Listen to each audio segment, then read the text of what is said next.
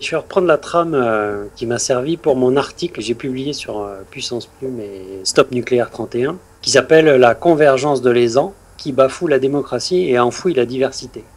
La scène, elle se passe le dimanche 28 août 2011 au forum Énergie pour la planète à l'Aisan dans le Gard. C'est un rassemblement à l'initiative des collectifs anti-gaz de schiste nationaux. Leur objectif, c'était de faire une convergence. Ils avaient invité tout le monde, les nucléaires, les antinucléaires, et puis il y avait les alternatives, quoi. On a vécu pendant 3 jours là-bas avec des copains qui ont la particularité d'avoir signé l'appel du 11 juin 2011, qui a créé un début de coordination nationale de groupes antinucléaires sur l'arrêt immédiat, inconditionnel et définitif.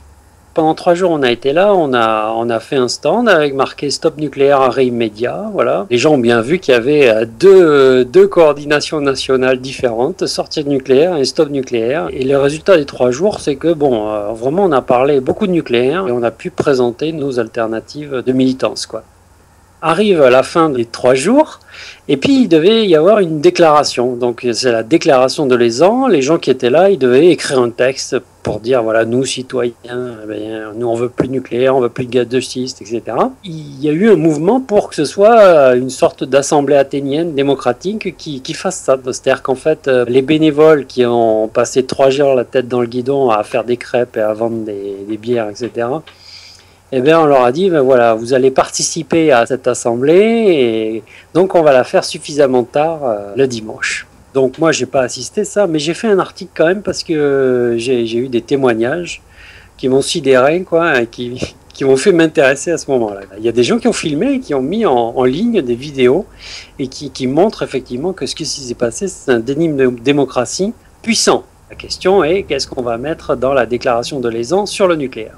Là, il y a plusieurs propositions, sorties, arrêts, il y en a qui demandent civil et militaire. Au final, il y a 3 propositions qui émergent. Arrêt du nucléaire, arrêt immédiat du nucléaire, arrêt immédiat du nucléaire civil et militaire. Et ça, c'était des gens dans la salle qui avaient proposé ce arrêt immédiat, alors que nous, on les connaissait pas, quoi. C'était pas des gens de la coordination Stop Nucléaire qui avaient proposé ça. Donc déjà, on était surpris, agréablement surpris de voir qu'il y a des gens qui relayaient notre discours alors qu'on les connaissait même pas.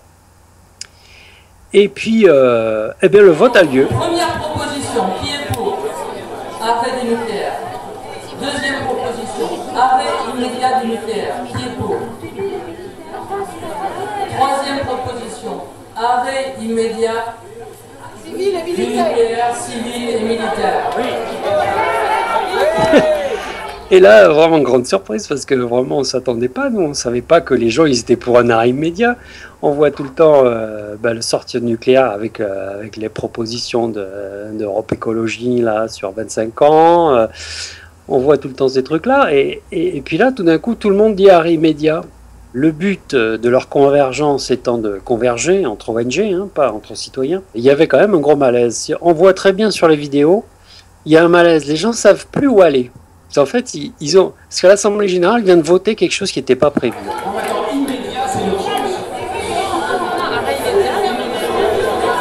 L'Assemblée Générale vient de voter arrêt immédiat alors que ils avaient prévu de converger sur arrêt, un truc flou. Le fameux discours creux des hommes politiques. Chacun leur remplit le discours avec ses propres idées, comme ça chacun est super content du discours. Et puis ça n'engage pas le politique, vu qu'il peut faire ce qu'il veut avec un discours flou. Et alors à ce moment-là, il y a un gars qui s'appelle Maxime Combes, qui s'est présenté au nom d'Attaque, qui prend la parole et qui explique aux gens que c'était pas la convergence, c'était pas ça, et qu'il y a des copains, sans les citer, il dit pas que c'est sortir de nucléaire, hein. Il dit que... Qualifier aujourd'hui cet arrêt revient à dire que certains vont continuer à se concerner partie prenante de cette convergence et d'autres vont se sentir à l'extérieur. Raison pour laquelle je pense que nous devons rester à l'arrêt du nucléaire. Mais il y a des copains qui sont embêtés parce qu'ils ne peuvent pas converger avec ce slogan. Voilà, il dit ça. Il dit que ça va pas, c'est pas bon, ça peut pas converger comme ça. Alors Isabelle, tête de Stop Nucléaire, vient au micro et puis elle dit... Notre proposition est acceptée, c'est-à-dire l'arrêt immédiat du nucléaire civil et militaire. Nous convergeons, c'est clair. avec Stop Nucléaire immédiat, nous on est prêts à converger. Et je crois que c'est ça qui a été voté, quoi. Et puis arrive un mec qui là utilise une technique assez connue. Il dit: Nous n'acceptons pas d'être pris en otage par des problèmes internes au nucléaire. Ils se démerdent entre eux. Et ils nous prennent en otage la déclaration de Lausanne, on est bloqué, etc. Ce mec, il bafoue la démocratie. C'est-à-dire qu'il y a eu un vote d'assemblée, et lui, il dit qu'en fait, il y a des querelles, mais il n'y a pas de querelle, puisque l'assemblée, elle a voté. On passe à le truc suivant. Lui, sauf que lui, voilà. Le mec a utilisé cette ficelle pour annuler le vote et faire revoter les gens sous prétexte que voilà, ils ne pouvaient pas converger avec ce texte. Après, apparemment, ils ont revoté, l'Assemblée a revoté arrêt. Comme des moutons, ils ont obéi et puis ils ont voté arrêt. Ce qu'on ne pratique pas, c'est l'Assemblée athénienne. C'est voilà, on est plusieurs autour de la table, on est de 10 à 20 et puis des fois 450. 450 personnes, ça commence à faire beaucoup. On ne peut pas donner la parole à tout le monde. Si chacun s'exprime une minute, ça fait 450 minutes. C'est impossible. Donc on a des manques d'habitude de décider en assemblée générale. Et puis, quand l'assemblée elle a voté, de faire respecter la légitimité de ce vote.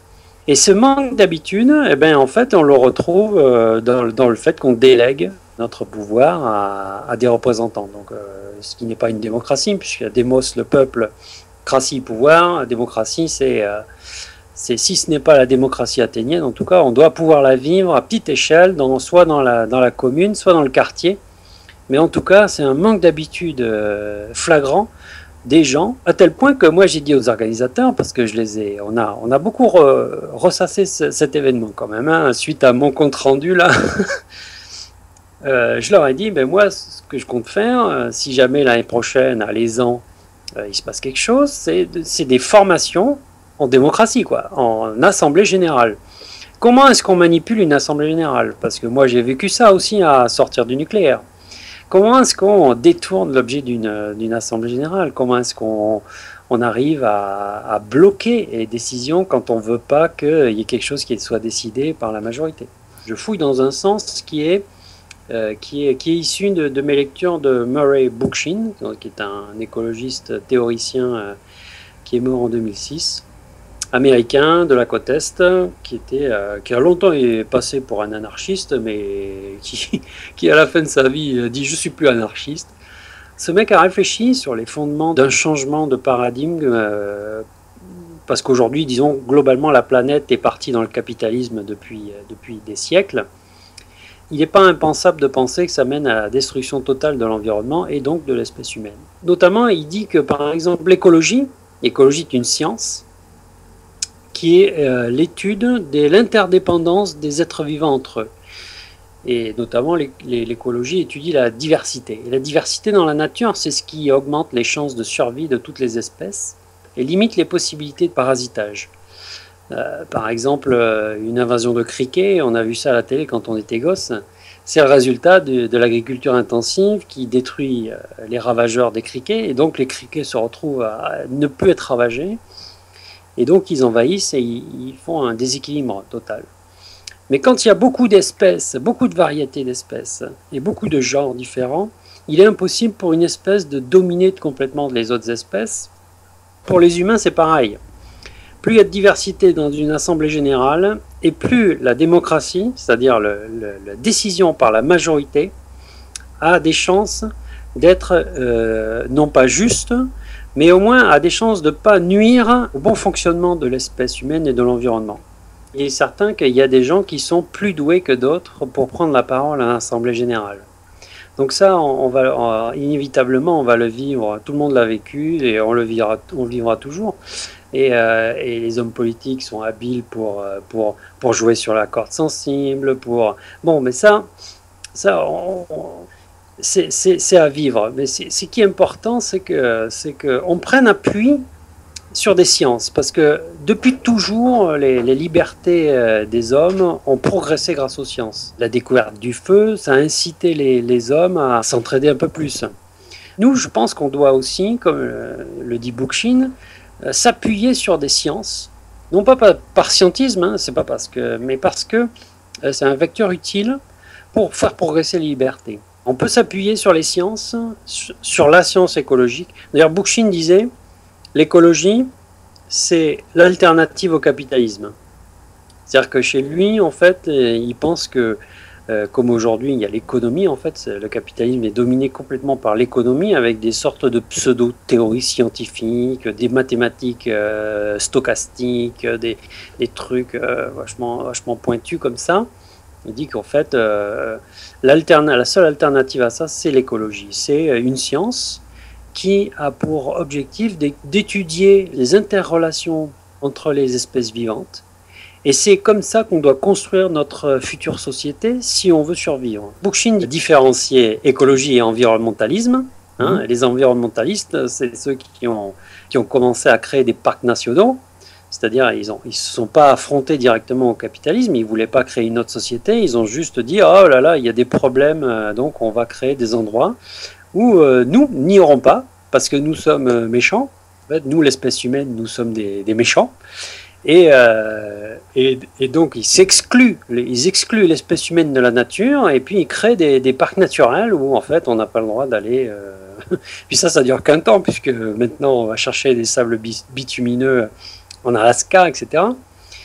Donc ça, c'est les environnementalistes, hein. Grosso modo, c'est des gens qui sont dans une voiture, le capitalisme, et puis pour eux, l'environnement, c'est des boutons à régler, quoi. En fait, il y a des ressources à gérer, donc on va régler des paramètres pour qu'on puisse continuer à faire du capitalisme, mais sans perdre, disons, les ressources grâce auxquelles on fait du capitalisme. Les écologistes, pour moi, doivent se rassembler sous la science, qui s'appelle l'écologie, qui est l'étude des interdépendances des êtres vivants entre eux.